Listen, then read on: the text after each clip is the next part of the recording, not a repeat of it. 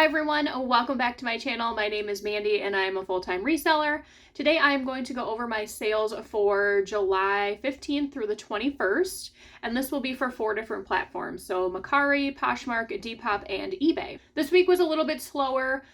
We are like right in the middle of July, which to me that is like right in the middle of summer. So it doesn't really surprise me that clothing sales are down. On Mercari, definitely slower. I normally have like 5 to 6 sales, but I only had 2 over there this week. If you use Mercari, you should have gotten some sort of email or a notification on the app that United States Postal Service will no longer be accepting USPS, the SurePost packages.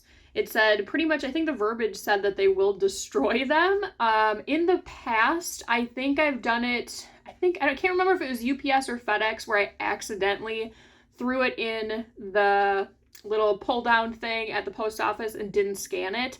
If I would have tried scanning it, I think it would have like errored out and then I would have noticed that it wasn't supposed to go there first. But anyways, in the past, it's always gotten to where it needed to go. I'm assuming that they probably had a pile of those and then USPS or UPS or FedEx would come and then they'd scan it so that United States Postal Service could then deliver it because they ultimately end up delivering it.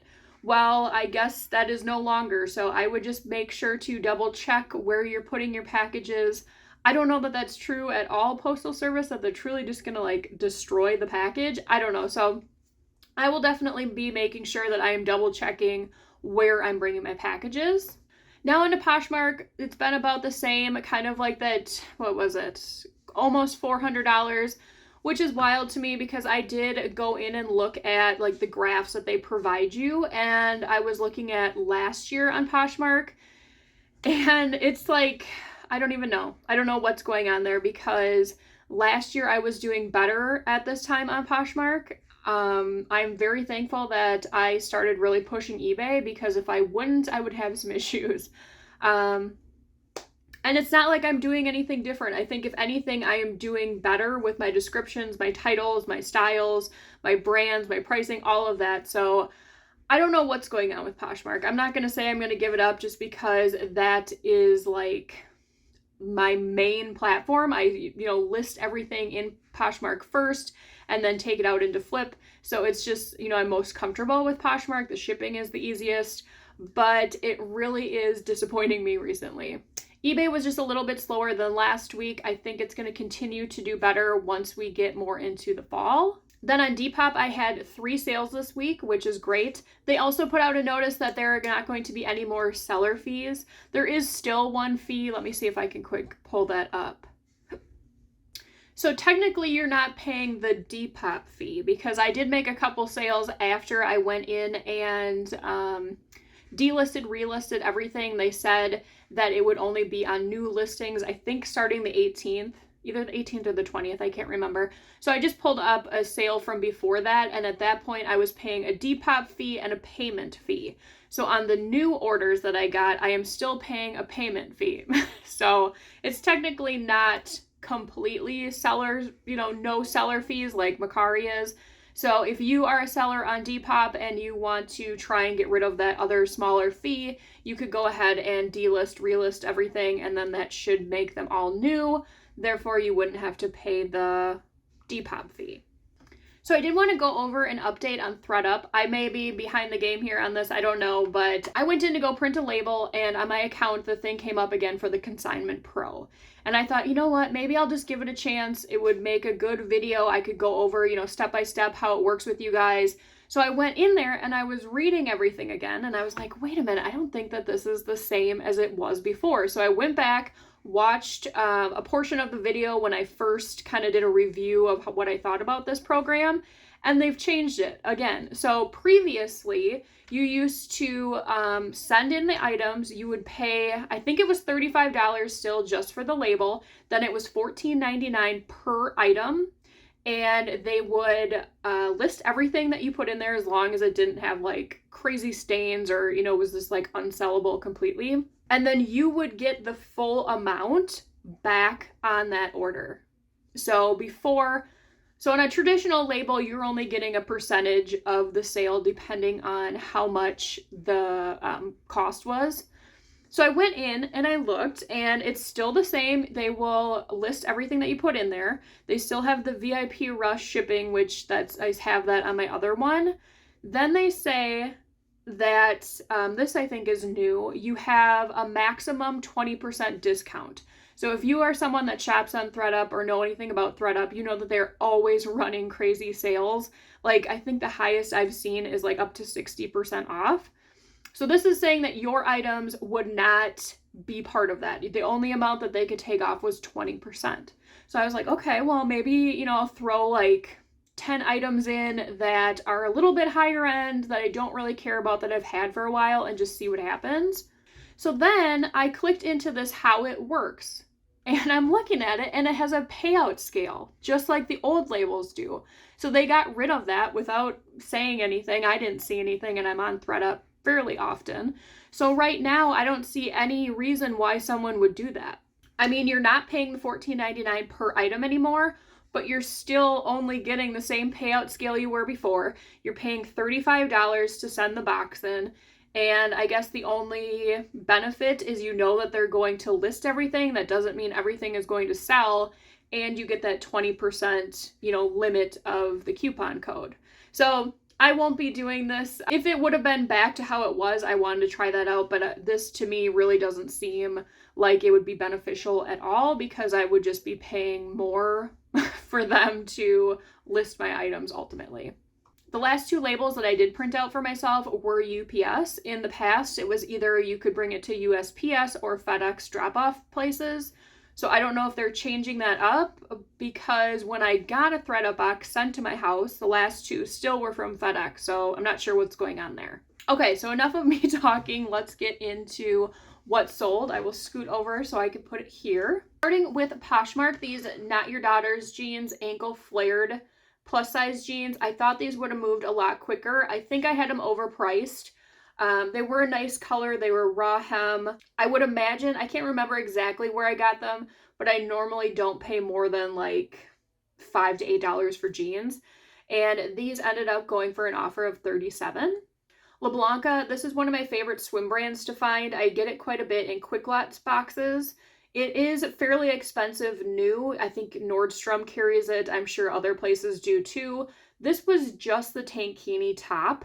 The one-piece swimsuits normally you can get a little bit more for, and this one did go for an offer of $27. Like I've said before, swimwear, I am being a little bit more lenient with offers just because we are headed into August. These Viore pants, I have never found Viore ever, I don't think. I think this is the first time I found it.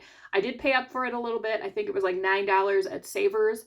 They were an ankle length tapered leg, like a performance pants in a size large, I believe these were, in like this really pretty gray color. They did end up going for an offer of $45 and probably sold within, I think, 3 weeks. This one was pretty interesting sale. I got these in a Thredup box, a shoe box that I did not film, thankfully, because the box was pretty much garbage. I would say 60% of it I sent right back to Thredup. Couple pairs I had to throw right in the trash because they were absolute garbage. These I thought originally were like some sort of off-brand Amazon thing, because I saw the box next to them and I thought it said fashion. And normally when you see like fashion on something, it's some sort of Shein type deal. So I thought I better just look at this and see what it is. So I'm glad that I did, because these are extremely expensive and they're fairly popular. I didn't know anything about these. I guess the big interest in these is you can switch out the heel. So you can either have more of a flat heel and then you can switch it out to a higher heel. So I had no idea. I looked them up. I was absolutely shocked by the price. So I had these listed for $100. I wasn't exactly sure, what to expect. Someone offered me $80 in 2 days, and I was like, that is fine by me because that has paid for that box. These Tevas I picked up not that long ago at Goodwill, probably around $5. You can't really get too much for these anymore on the resale market, which is crazy because I actually was just looking for a pair for myself in an actual store, and they were like $90 to $125, which is crazy to me because I barely ever buy anything new. So these did end up going for an offer of $25. This sorority shirt came in that vintage bale that I got. There were some paint stains on this. Someone offered me $13 and I was more than happy for that to go. These Torrid pants I've had for a couple months now. I thought they would have gone quicker. Normally New with Tags does fairly well with Torrid. These were a wide leg, size 18, and they did go for an offer of 23. Figs, I'm pretty particular on what I'm picking up now. It's very oversaturated. There are issues where the company is, pulling listings. So I want to make sure that whatever I do find, it sells like immediately so that I don't run into that issue. I actually found this set at the bins, but they were two different sizes. The top was an extra small. That one went like right away. This one took maybe 3 weeks to sell, and it did go for an offer of 18. Judy Blue, one of my favorite brands to sell. These were a pull-on jogger type jean. These were a size 27, so a little bit smaller. I got these at Savers, I believe, probably paid around $8, and they did go for 38. This Talbots blazer I just picked up at the bins, I think 2 weeks ago. I was anticipating it would probably sell closer to Christmas just because it's that bright red. It did have a really cool pattern on the collar underneath. There were a couple issues with it, and when someone offered me 20 right off the bat, I was fine to see that go. This rainbow top I picked up at the local vintage store in town. They are always running crazy deals, and I originally got this for myself. When I tried it on, it just really was not fitting how I thought it would, so I threw it up for sale, and this did go for 18. Honeylove is one of the best brands that I sell bras in. I think it's very sought after. People like the comfort of them. This was a cool color and a cool pattern on it. This was a size large, and this had a lot of interest on Poshmark and sold, I think, within 4 days for $25. These blinged out rodeo belts did better for me in the past. I've definitely slowed down on picking them up. I will not pay up for them. This one, I think I got at Goodwill for $1.99. It did end up selling for $23, but I've probably had this for like 8 months. These Mia clogs I picked up at the bins probably 3 weeks ago. I originally thought they were that Swedish brand. I can't think of the name right now. I'll pop it up here. That's fairly expensive that I've sold in the past. They were a little bit worn on the heel where the brand would have been, so I wasn't exactly sure. They were only $3, so I thought I'll just take them home and look into it because the style I knew would sell it. These did end up going for $45. Spiritual Gangster, this is not something I would probably pick up on my own. This did come in a Quick Lots box a couple months ago, I think now. It was relisted a couple times. I was surprised that this did actually go for full asking price of $22 on eBay.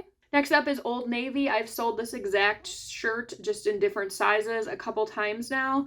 This one did end up going for $18.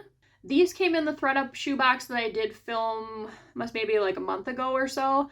These were the ones that I wasn't exactly sure what the brand was. I thought maybe they were Tory Burch, but they are Charleston Shoe Company, which is, from what I'm seeing, somewhat expensive. These ended up going for an offer of $35. Eddie Bauer shorts, these were a little bit longer length, Bermuda, new with tags. Kind of like a cotton feel, so they weren't the performance kind. I picked these up at the bins probably last winter. I would not get these again. They did end up going for only $17. This was a fun pickup. I love getting like these house coats or house dresses, vintage from like the 60s, 70s. This came from Savers. I think they only had like $4.99 on it, which was crazy to me. This did end up going for a full asking price of $40 and probably sold within 2 months. American Eagle, I have been doing really well with their plus size jeans on eBay. The other platforms, it doesn't seem to be as popular, but on eBay it is. So these were, let's see, a size 22 skinny high rise, and these did end up going for full asking price of $30, probably sold within 2 weeks. This Athleta sports bra came in that swimsuit bail. I must have been crazy thinking that I listed it for $25. No one's going to pay that. So this I've had for quite a while. Someone did offer me $17, which I thought was more than fair. This Nina Leonard cardigan I have sold in different colors and different sizes. I think this is the 3rd time. This one ended up going for $17. This vintage Frank Lloyd Wright shirt came in a Thredup t-shirt box. Probably, when was that? February, maybe, around there. I did have it listed at $30. Comps were fairly good on this one, but since I've had it for so long, someone did offer me $20 and I was fine by that. Another pair of American Eagle jeans. These were a little bit darker of a wash, a skinny kick, and these were in a 20 short, and these did end up going for an offer of $25. I went to Depop. This was a vintage plaid Massimo dress. I picked this up at the bins quite a while ago. I had it hanging on my rack to list, and I normally wait until I have a couple dresses that I need to put on the mannequin just because I hate using the mannequin. And then I just say like one day, okay, I have to just do them all. I wish I would have done it sooner because this dress did move fairly quickly. I did have everything 25% off on my Depop store, and someone did come in and buy that for $21. Next, these are, I don't even know what the brand is. These were the jeans that my mom stole from one of the t-shirt bros at the bins. They only went for $23, so not a huge profit there. So happy to see those go. And then the last item was an Ann Taylor top. I bought this the same day I got those jeans. Definitely wasn't looking at the brand for this. This was more of a style pickup. It's a very Y2K with that baby doll look and the cap sleeves with the lace. This did go for full asking price of $22. So now looking at totals for the week, Poshmark was $369 for 12 items sold. Mercari was $68 for 2 items sold. eBay $308.34 for 10 items sold. Depop $66 for 3 items sold. Gross sales $811.34, and then my total profit after average cost of goods were taken out and platform fees were taken out was $539.77. So going into next week, I'm hoping that it will be better. Monday was kind of crazy. I think I had 8 sales on Poshmark and 3 on eBay. So, I mean, that was almost half the sales I had this whole last week. So I don't know if there was just something weird on Monday, but I'm hoping it continues into the week. It definitely seems like people are looking for more fall items. I've sold, like, I think a puffer vest, zip fleece already. I think there might have been something else that was a little bit heavier weight. I will say Plato's too is definitely taking that. I just went there yesterday and they took another $74 worth of stuff. A lot of it being flannels for guys, Shein stuff, long sleeves. So if you are a Plato's person, I would just double check and see if that's what they're looking for. My Plato's location has done all of their summer clearance already, so I don't believe that they're truly looking for that anymore. They do say that they, are looking for all seasons, but, ultimately they're probably looking for the upcoming season the most. I keep talking about the live sales. I didn't do any last week.